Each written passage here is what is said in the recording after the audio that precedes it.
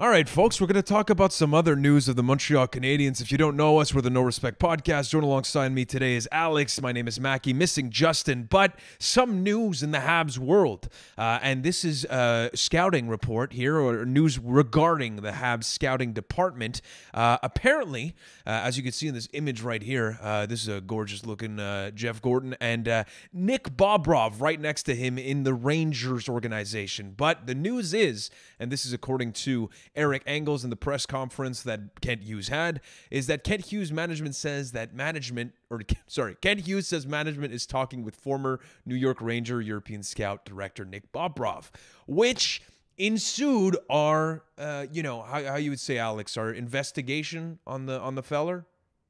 Yeah, fair enough. Yeah, we did our own scouting report on his scouting.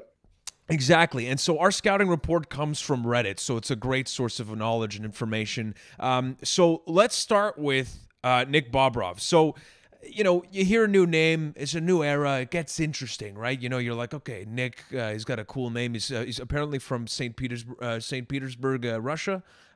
So adding a Russian flair to the group, I guess.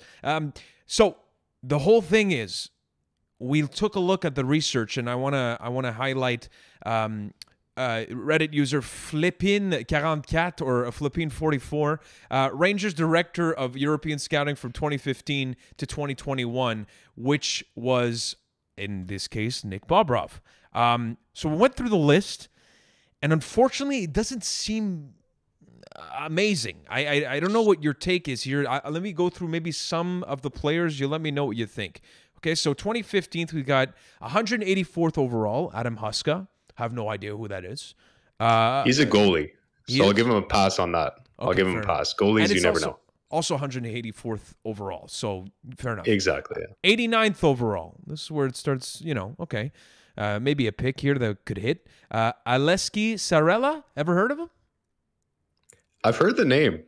You have? I think I don't know. I don't know if he's still in the NHL. Probably not. But I feel like I've seen him play a few games, but obviously not notable. Okay. But I recognize the name, so at least that's a better sign. Okay, all right. Okay, so 145th overall is Kalle Jalin, apparently teammate of Emil Heineman. I have not heard these names. I think the part where it starts getting interesting is closer to this, which is in 2017, Philip Cheadle, who, pretty decent NHLer. I think a little bit kind of on and off, not necessarily a superstar pick here, but still the 21st overall pick, so you would expect pretty good.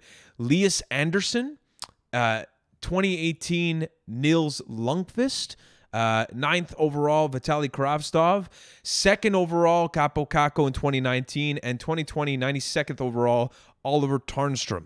So from 2017 to 2019 is where they started getting higher picks. And what do you have to say here about the report or our investigation? Yeah, obviously these guys are still young, so you can't call them busts right away. But I think Rangers fans have to be disappointed with their development so far. Lias Andersson will remember him for his famous moment at the World Juniors, tossing the silver medal when he was not too happy losing that finals. Nils Lundqvist, who is apparently a pretty decent player. I think he's the Rangers' 6th defenseman right now. So obviously to carve out a spot as a young D-man, that's always a good sign. And he's actually been involved in a lot of trade rumors to Montreal. He's a young right defenseman. The Rangers have too many of those. So yeah, apparently he's not bad.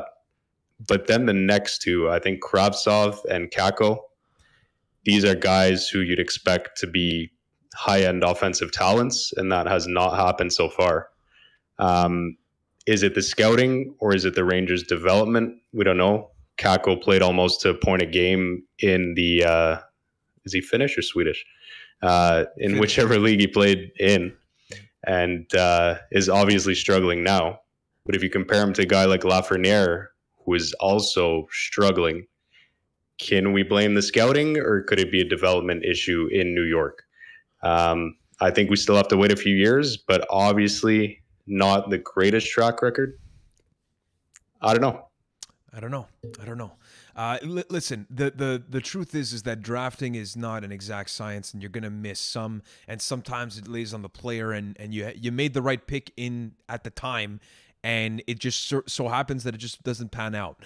But for a team that also has had some problems with developing high-end talent, is it because the development isn't good in New York that's a competitive team now? You know, like at the end of the day, the rebuild has been somewhat successful for that group, so you can't put it all on Nick Bobrov. So there's something there, though, that can pose some questions. Again, we're not experts, and those of you who want to roast us, that's kind of the whole point. Talk, we want to learn.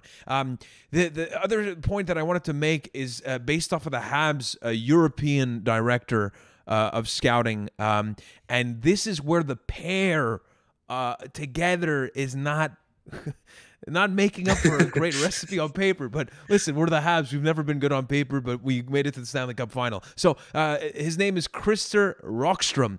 And I want to go through his track record, which I think is a little bit worse than Nick Bobrov's. And again, you know, it's not to shit on these people, please. 2011, Magnus Nygren.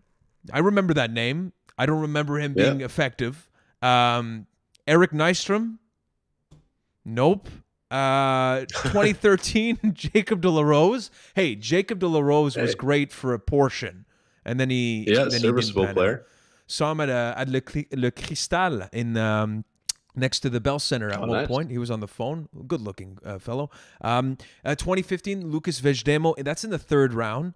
You know, looking like a good bottom six forward that could carve out, but again, you know, not like a hit. Arvid Henriksen, 7th round. That's not the easiest round to be getting hits. 2017, Joni Ikonen. There was some promise there, but a lot of injuries. Jacob Olofsson, which was another prospect that looked good, but has not panned out, and that was at 56. And apparently, I forgot to mention this, but this is a post from Kusiv on the Habs Reddit. So thank you to Kusiv on the Habs Reddit. That he wanted to move up for this player at the draft, and that would have been one of the higher picks, like Romanov. So thank God that didn't happen. And then the last player, which is Matthias Norlinder of this list, which is round 3, number 64, which, again, the skill set is there. We saw him play a little bit with the Habs this year, but all of this is just to generate discussion. I'm not saying that there's no promise in these prospects and that, you know, again, it's not an exact science, but are you worried about this hire? Do you think that it's, you know, we have to see? Yeah, it's impossible to say. I mean, I think I'm being a bit hard on these guys considering the positions they're drafting in, other than maybe Capo Caco. But you have to wait and see. Yeah. At this point, it's nice to have someone other than Trevor Timmins, and nothing against Trevor Timmins, but it was time for a change. So we'll see how it goes. If he ends up being hired, it's looking likely. And maybe we'll pick more European guys if he's the director of scouting. But yeah, it's so hard with prospects and injuries, stuff like that. Some of our more promising guys suffered through injuries, and it's impossible to say, but hopefully we'll have better success in the future. Yes, well, best of luck to Nick Bobrov, and again, you know, let us know what you guys think. It's an interesting time for the Montreal Canadiens. You joined us, the No Respect Podcast, missing Justin, but Alex and Mackie here, and let us know. You know, are you happy with this hire? If we missed anything, of course, go ahead and roast us. If you like Habs content, you've come to the right place. If you want to like the video, that'd be great. If you want to subscribe, that'd even be better. And the bell icon, you can leave it be. But that's it for us. We're the No Respect Podcast, and we will see you relatively soon. Have a good one, and go Habs go.